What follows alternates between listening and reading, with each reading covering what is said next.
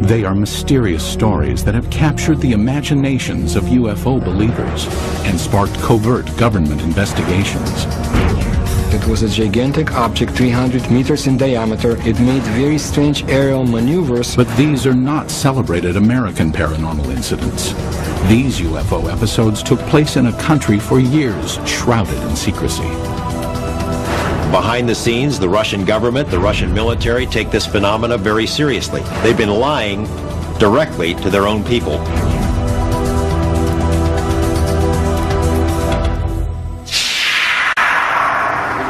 May 2002. In a remote area 100 miles outside of Moscow, an investigative team from Kosmopoisk, a group that studies UFO sightings, searches for signs of UFO activity. We are going to enter the forest. This is the place pointed out by local people to be the destination of different types of UFOs. Soviet ufologists have been active since the 1960s. They claim that for decades, thousands of citizens have witnessed the appearance of unexplainable objects in the skies over Mother Russia.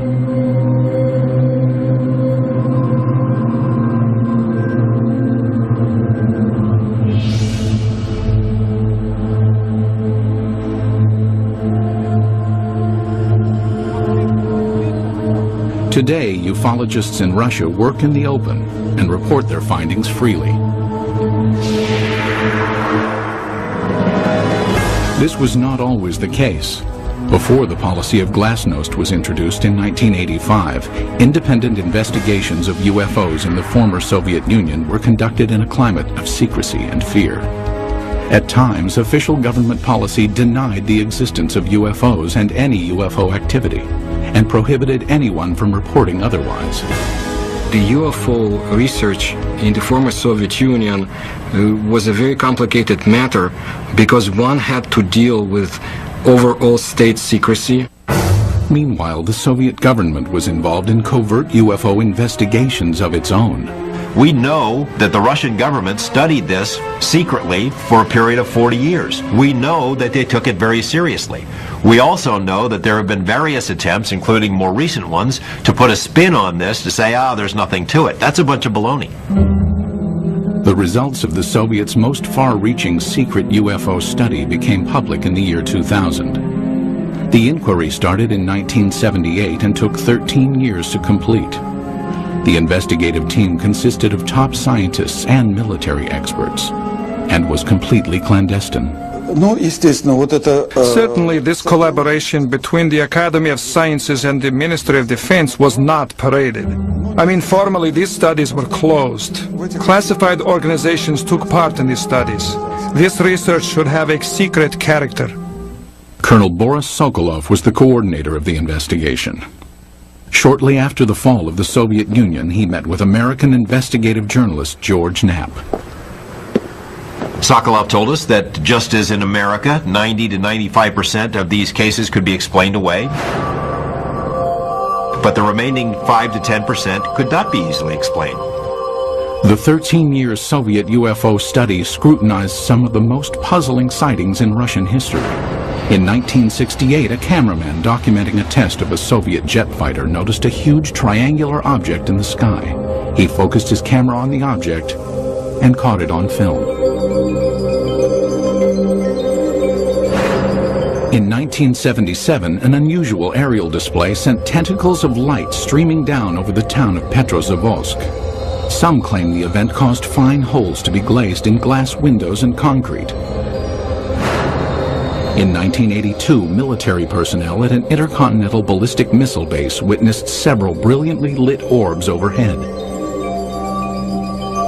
Seconds later, a warning light indicated a missile had switched to the prepare to launch mode. Had an alleged UFO come close to starting a nuclear attack?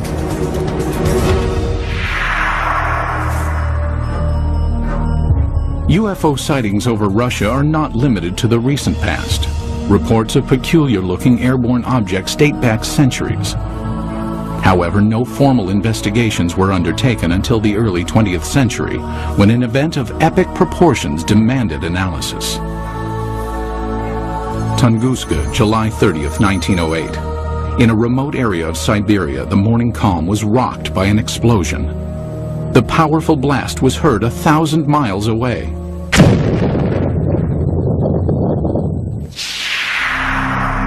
There was an enormous fireball blast, something on the order of 15 megatons of equivalent energy, which is roughly 1,000 times that of the Hiroshima blast at the end of the Second World War. This was an extraordinary event. Because of the remoteness of the Tunguska region, it was almost 20 years before any government researchers visited the site.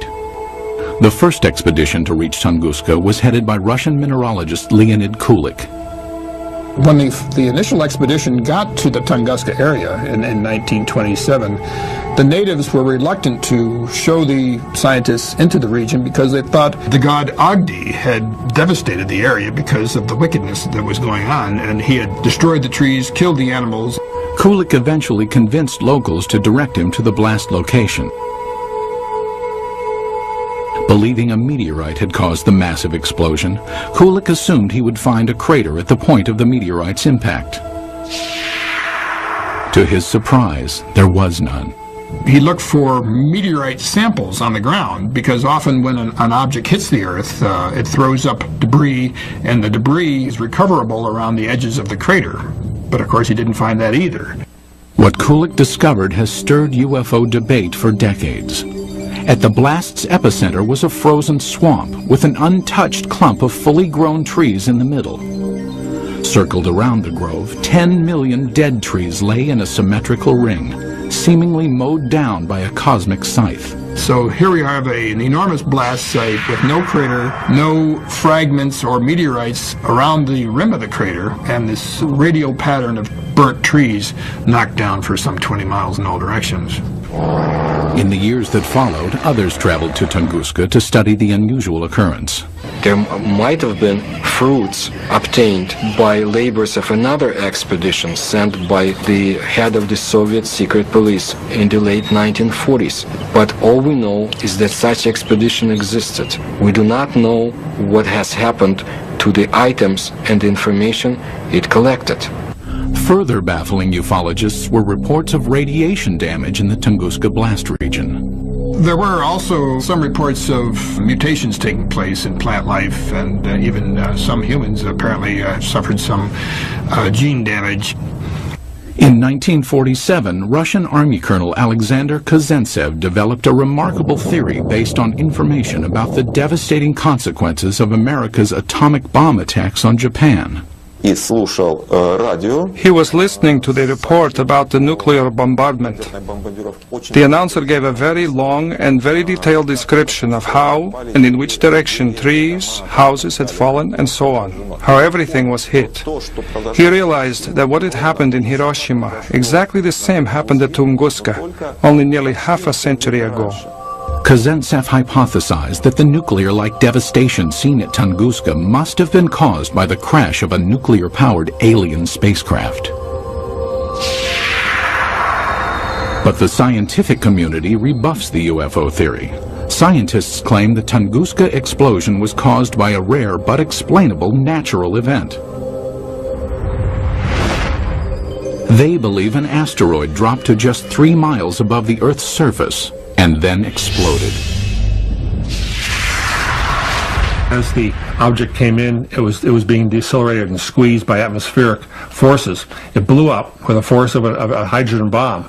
The shock wave smashed down the forest, knocking trees away from the blast and resulting in a pattern away from ground zero. But how would an asteroid explosion explain the reports of radiation damage in the Tunguska area? Scientists say it can be attributed to the sheer magnitude of the explosion. As we mentioned before, the blast itself was 1,000 times greater than the Hiroshima blast at the end of World War II. The blast would have generated a series of very high-speed charged particles and would have been the cause of some of the mutations in the gene structures of plants and animals. But to this day, scientific explanations do not satisfy many ufologists.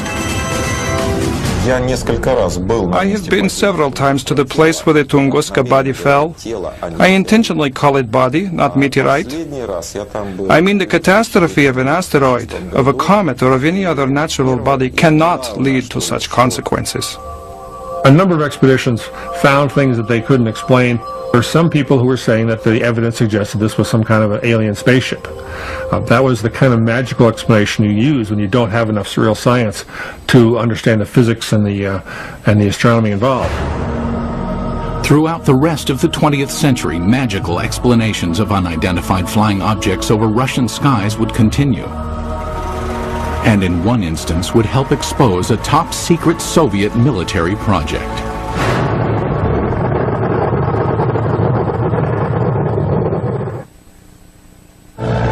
It was 1948. World War II was over, but the Cold War was just beginning. Soviet leader Joseph Stalin had initiated the Berlin blockade and directed his scientists to develop a nuclear weapon to rival that of the United States. It was during this period that some claim Stalin grew concerned about UFOs. It is said his interest stemmed from reports of a 1947 UFO incident in Roswell, New Mexico. New Mexico in 1947 would have been a hotbed of Soviet espionage because we had all kinds of stuff there. The 509th Bomber Wing, the only atomic bomber wing group. Purportedly, Stalin ordered Sergei Korolev, the founder of the Russian space program, to analyze information about the supposed Roswell crash and report his findings. Mr. Korolev came up with an answer. Yes, UFOs exist. No, they present no immediate threat. And after evaluating the information, all that the Russians had acquired on Roswell and on UFOs, Korolev concluded, UFOs are real. They appear to be intelligently controlled. That's what he told Stalin, and Stalin in turn said, that's what my other people have concluded as well. While concrete proof of the conversation does not exist, several Soviet scientific agencies did begin investigating UFOs in the ensuing years. Stalin, after getting this information about Roswell and UFOs in general, did the same thing basically that the American government had been doing. He condemns UFOs in public and then conducts secret tests behind the scenes. He had all sorts of high-level scientists who would research the problem for him and then report to military officials, all behind the scenes.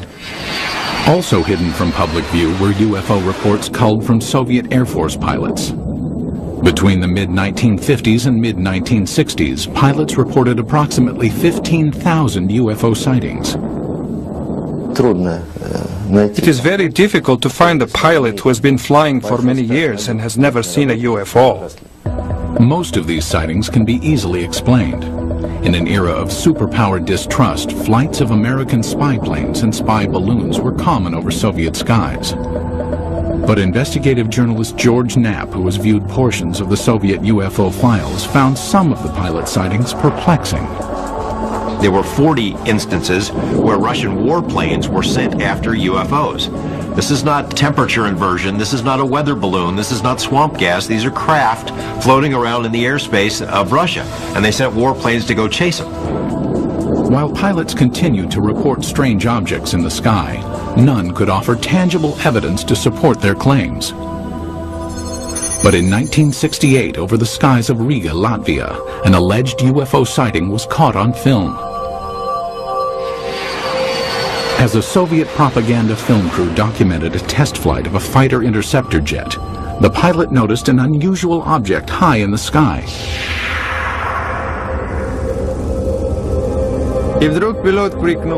And suddenly the pilot shouted, "Look, film it!"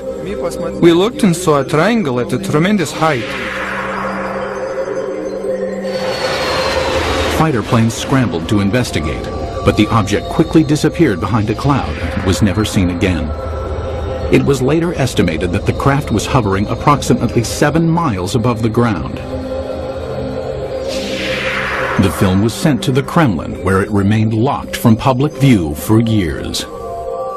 They really took it seriously.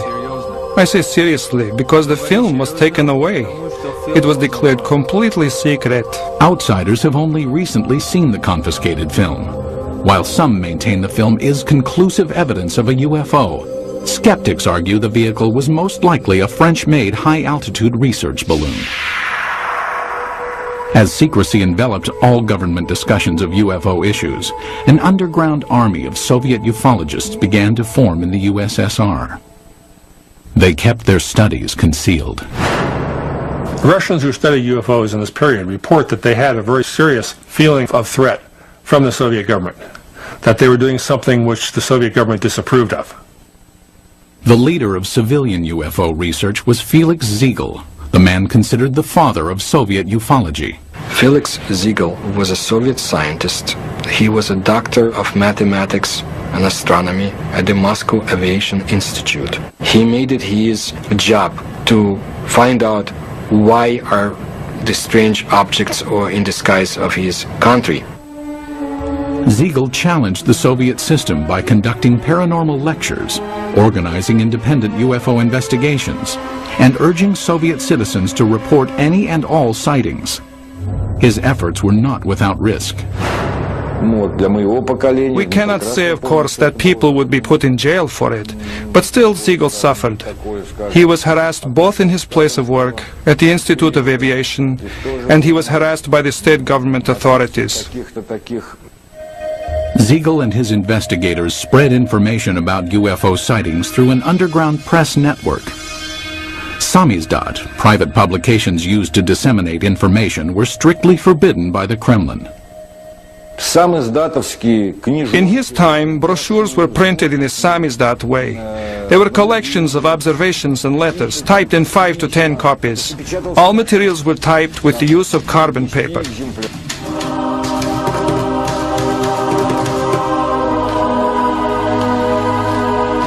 Samizdat papers were distributed by trustworthy messengers who secretly carried the copies from one person to the next. UFO information circulated in this covert manner until 1967, when suddenly it seemed as if ufologists were given a reprieve from government censure. Today it appears this respite was a smokescreen, part of an intricate government deception. The complex ruse began in 1967 when citizens reported multiple sightings of crescent-shaped UFOs over the skies of the Ukraine and the lower Volga Valley. It was also seen as far south as the Caucasus Mountains, where many astronomers in observatories in the Caucasus Mountains would see these objects flying horizontally from west to east, crescent-shaped, heading toward the east. For reasons unknown at the time, the government allowed press coverage and independent study of the sightings. Felix Ziegel was granted permission to form a government-sanctioned investigative committee made up of over 200 scientific and military experts. In October 1967, they convened at the Central House of Aviation and Cosmonautics in Moscow. Their goal? Determine the cause of the mass sightings. On television and in newspapers, Ziegel's committee appealed to Soviet citizens to report information on UFOs. For the first time in Soviet history, UFOs seemed to be an open topic. It was like a breath of fresh air. A freedom of discussion about a forbidden subject was permitted to the Soviet citizens. And this was something unheard of. And alas, it did not last long. Within a few months of Ziegel's televised appeal, the steel jaws of Soviet censorship clamped down. Reporting of UFOs was once again off limits. The subject was dropped from the controlled media, and Ziegel's committee was ordered to disband. The committee was to encourage people to report. As soon as the reports began to gather, somebody in Moscow quashed the activity, canceled the committee, canceled publication of further works, and put a lid on it. Cries of a Kremlin whitewash were immediately sounded. Why the cover-up takes place, I don't know. Is there a cover-up? There's no question about it. But what they were covering up is the question. UFO buffs believe they were covering up alien visitations. I think the evidence is clear they were covering up descriptions of their own secret military aircraft and missile activities and satellite activities.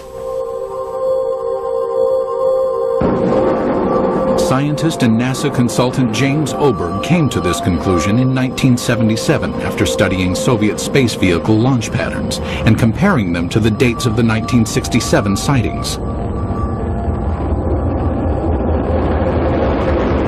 quickly deduced that the crescent-shaped objects witnessed in the sky were not alien in nature, but could be attributed to secret tests of a new Soviet missile warhead.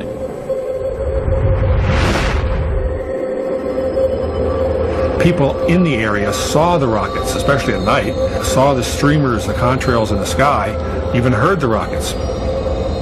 They were told by the government that there was nothing there, that it was not anything ours. It became a UFO phenomena.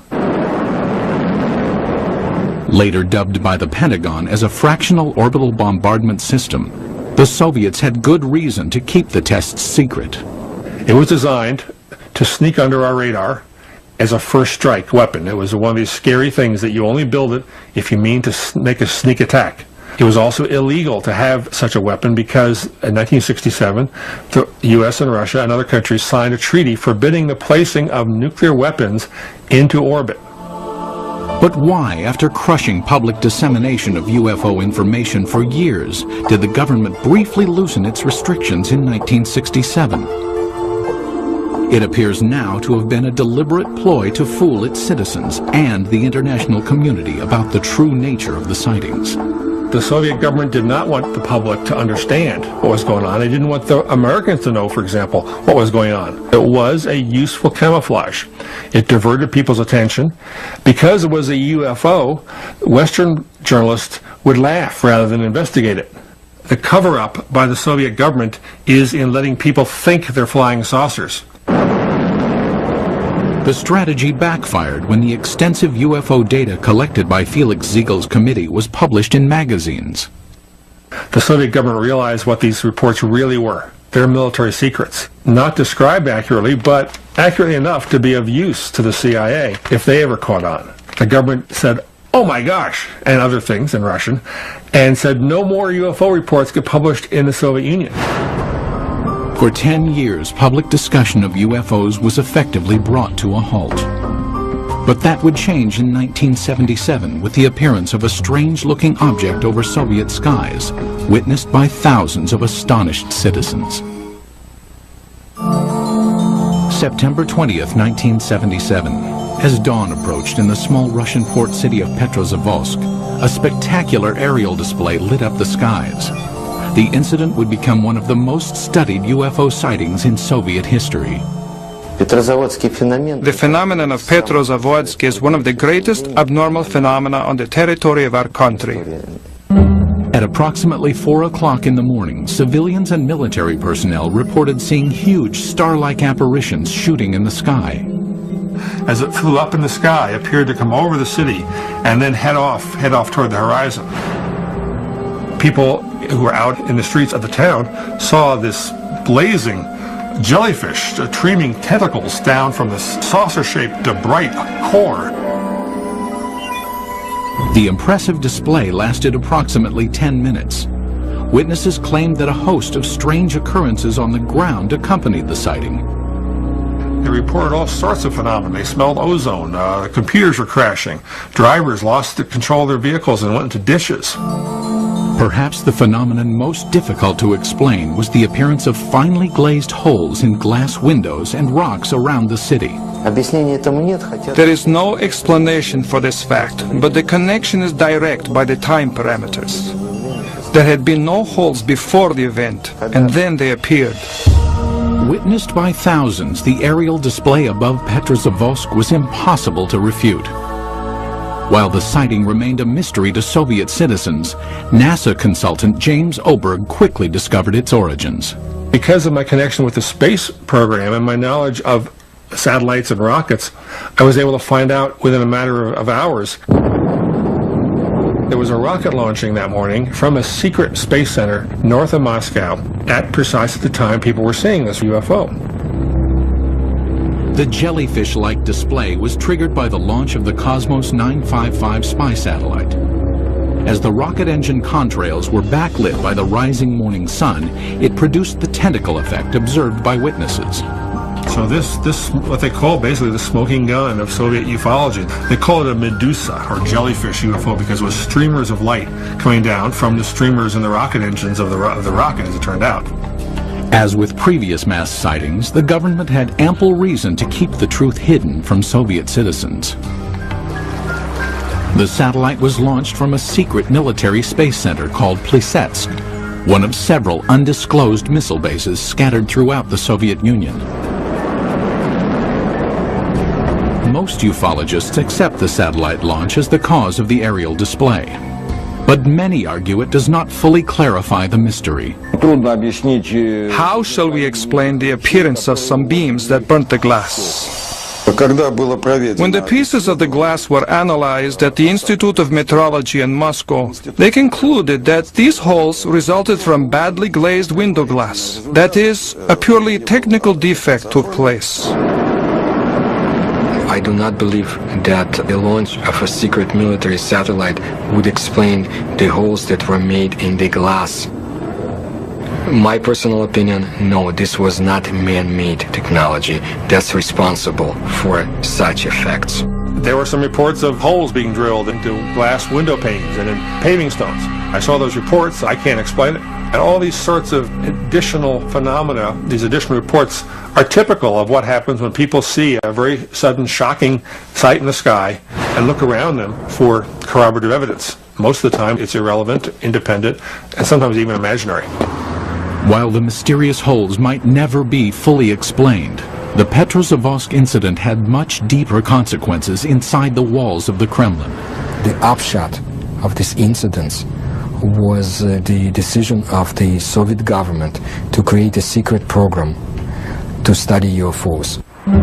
In the weeks following the Petrozavodsk sighting, the Soviet Academy of Sciences received inquiries from several European nations concerned about the nature of the event. In response, the Academy of Sciences requested permission from the Kremlin to initiate a top-secret investigation of anomalous occurrences. Although aware the majority of these events were not paranormal in nature, the scientists admitted in their request that they could not provide a scientific basis for all UFO sightings. The Academy of Sciences can neither ignore or explain the paranormal phenomena similar to that observed in September 1977 in Petrozavodsk. The program was organized to show that we did not know the answers to these questions and would be studying it on the scientific level.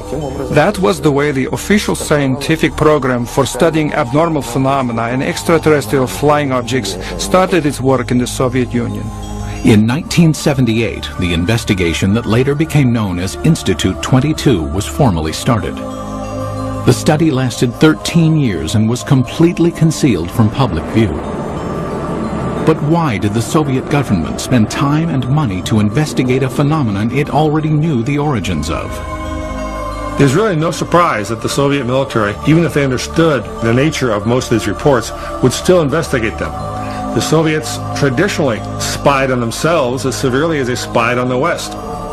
If they already knew that these are missile tests, why do they have to have a nationwide study behind the scenes? I mean, it's not like the results of the study were ever going to be published anywhere. It was a secret. So it makes no sense. While the rationale for the beginnings of the study is still debated, there is no doubt the scope of the investigation was far-reaching. The Institute 22 inquiry was conducted jointly between the Soviet Academy of Sciences and the Ministry of Defense. It was very useful for the Academy of Sciences to collaborate and to carry out studies together with the Ministry of Defense, because naturally it was much easier for the Ministry of Defense to get the information we had no access to. The armed forces were ordered to study what, if any, influence possible UFOs might have on the proper functioning of technical military equipment. In addition, hundreds of thousands of sailors, soldiers, and pilots were recruited to watch for and report on UFOs. No one was told why the reports were being taken. The Ministry of Defense has an enormous observance potential. First, military units are located all over the country. Second, unlike civil organizations, an order from the Minister of Defense is sufficient for making a potential viewer of each military man, and this was done. Every single unit in the vast Soviet military empire had to comply with this study. That is, any UFO, any anomalous object, any ball of light, any strange thing in the sky whatsoever had to be fully investigated. Scientists were directed to investigate the physical nature of alleged paranormal phenomena. The data collected by the military and scientists was analyzed in a lab located in a nondescript building in a suburb of Moscow. The personnel of the laboratory were not numerous, not more than 10 people, and this number was never exceeded. But the specialists from almost all the scientific areas worked there, from a physician to specialists in radioelectronics, meteorology, and astrogeophysics. Practically all the specialists were represented there. It was done in order to study all possible aspects of UFOs.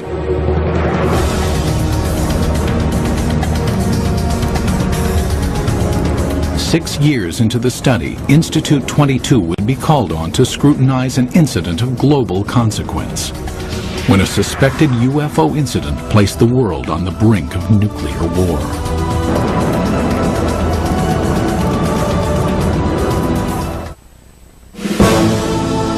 The early 1980s were a time of tense relations between the Soviet Union and the West. The era of détente had ended, and the Russian landscape was studded with intercontinental ballistic missile silos. Each contained nuclear weapons aimed westward. It was at one of these silos that a reported UFO incident caused a nuclear scare. Today, this ICBM silo in the Ukraine is deserted, dismantled in compliance with a nuclear arms reduction treaty between the US and USSR. But at this silo in 1982, something went terribly wrong.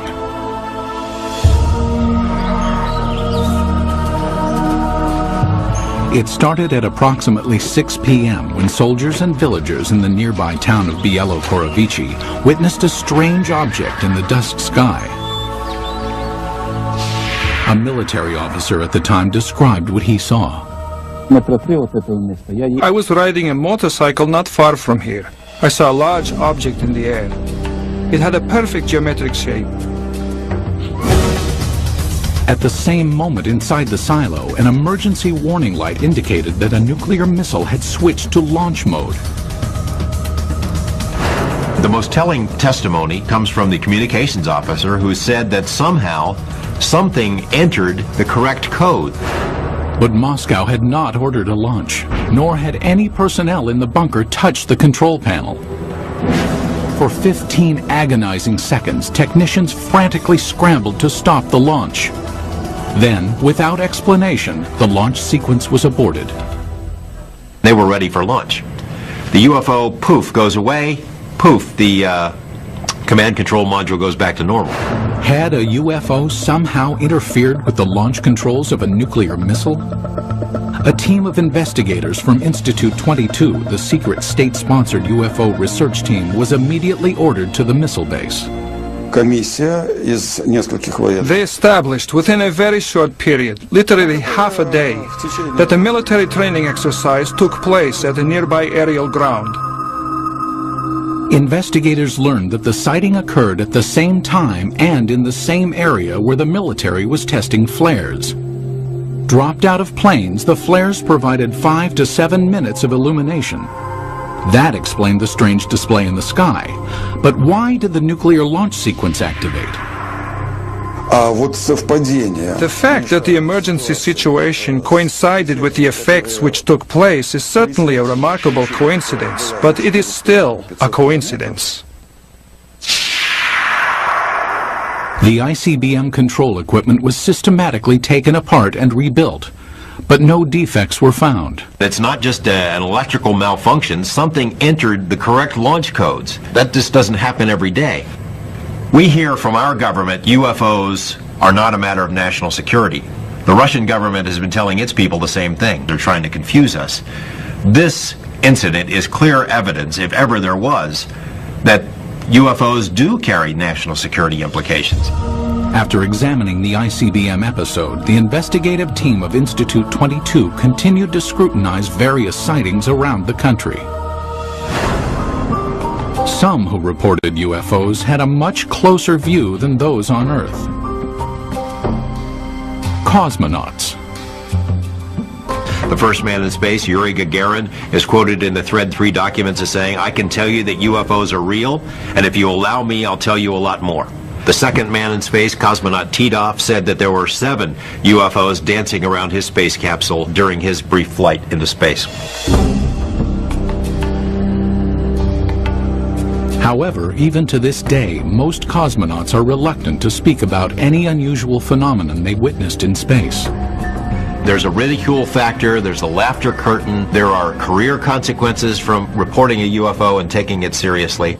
But in this rare interview obtained by the History Channel, 2 cosmonauts spoke of unusual objects they encountered in space. Many cosmonauts have seen phenomena which are far beyond the experiences of Earthmen. For 10 years, I never spoke of such things. Former Commander Vladimir Kovalyonik of the Salyut 6 space station revealed that on May 5, 1981, he observed an unrecognizable illuminated entity outside the porthole of his craft. The object had an elliptical shape and flew with us. It only flew straight, but then a kind of explosion happened. It produced a golden light, very beautiful to watch. A second explosion followed, and 2 spheres appeared. As we entered the darkness of Earth's shadow, I could no longer see them.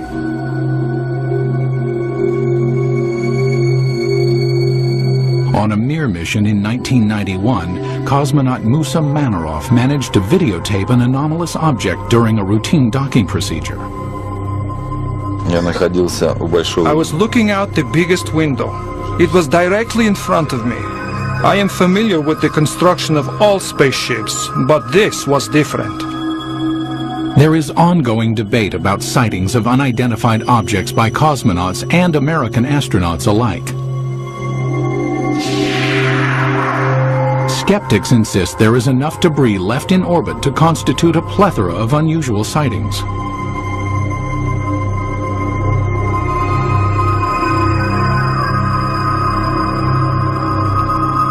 As cosmonauts traveled amidst the stars, the 1990s saw major changes take place on Soviet soil. When the walls of communism crumbled, American UFO investigator George Knapp ventured to Russia, hoping to discover just what secrets the Soviets had been hiding about alien encounters. What he found was startling.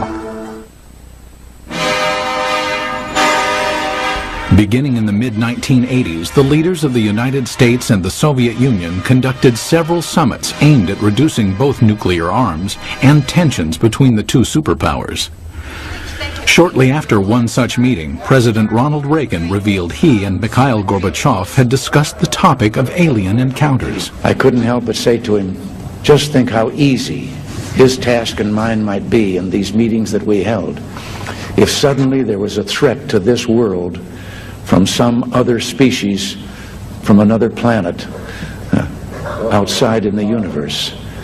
We'd forget all the little local differences that we have between our countries. Reagan made 5 different public statements, including one to the United Nations, that, well, boy, wouldn't it be something if UFOs were suddenly a threat to us and we'd all get together? And so Gorbachev kind of responded, yeah, it sure would. You know, we would get together. Lo and behold, we did get together. You know, the wall came tumbling down, perestroika, glasnost. With the collapse of the Soviet Union came a new era of openness in Russia. Thousands of miles away in Las Vegas, Nevada, investigative journalist George Knapp, who had studied many American UFO incidents, realized the time was perfect to explore Russian reports. 3 years ago, we had succeeded in obtaining several hundred pages of secret Russian UFO documents and photos. Other Western journalists followed. Today, it's a new ballgame. The lid has been dropped on government UFO files, although there is still plenty of information to be found. It occurred to me, now may be the time to go ahead and try to find out what the Russians know about UFOs. It was a tumultuous, crazy time, but a wonderful time to be there as a journalist. In 1993, Knapp traveled to Russia and was introduced to Boris Sokolov, the coordinator of Institute 22. Like many government-funded scientific projects from the era, Institute 22's funding had been cut and the project disbanded. Sokolov provided Knapp with some of the recently declassified UFO files, containing information on the cases that were more difficult to explain. he had culled from the thousands of reports some of the most interesting ones and had kept them in these binders, and we were able to get them and bring them back. Why would the Russian military study all of this stuff? Colonel Sokolov said it was a very practical reason. They knew that UFOs could do things that their planes couldn't. Figured by studying it, they may be able to get an advantage over us in terms of stealth technology. Upon returning to the United States, Knapp made some of the files public. As a result, Colonel Sokolov was ridiculed by some back in his homeland. Officially, Russia was a democracy, but the communists still had a lot of influence. There were communist newspapers that attacked him broadly as being a sellout to Mother Russia. But the public scorn Sokolov endured was certainly less severe than the consequences he might have been subject to in the old Soviet Union. My friend put it this way. He said, if this had happened 5 years ago, we would be in prison. If it had happened 10 years ago, we'd all be shot for giving up these secrets. But in 2000, the relaxed political climate allowed Sokolov and scientist Yuli Platov to publish a report summarizing the findings of Institute 22. Entitled The History of UFO State Research in the USSR, the report concluded that of the 3,000 UFO sightings investigated, 90 to 95% of the incidents could be attributed to man-made phenomenon, mostly missile launches and research balloons. The remaining 5 to 10% could not be easily explained. He was not willing to conclude that any of these things were extraterrestrials or interdimensionals or aliens from the future or anything of that sort. The thing is that before, the enthusiastic ufologists had affirmed in literature that all we saw was due to contacts with the extraterrestrial civilizations. No. It turned out that only a very small percentage of events remained unexplained. But in a land that for so long concealed information and suppressed dialogue, many ufologists wondered if the report revealed the entire truth. There is a vast treasure trove of KGB documents on this topic somewhere that no one has ever seen. And I know the KGB did release some documents in the early 90s, but it is presumed by a lot of folks that the best stuff is still hidden in a vault somewhere. What happened to the files? Who keeps them? Until we ourselves go through the files, we cannot say whether what Mr. Platov and Mr. Sokolov say is true. It will probably never be known exactly how many Soviet UFO files remain classified, or what they contain. Most in the scientific community doubt any smoking guns exist in the unseen files. People in Russia still have a very powerful sense of gossip and rumors, because under Soviet days, so many things were illegal to talk about, illegal to know. So they replaced the reality with a very rich mythology. UFOs became part of that mythology in Russia, and it's still a very powerful theme over there. But many UFO enthusiasts remain suspicious, believing that the proof of alien encounters exists and is still being hidden.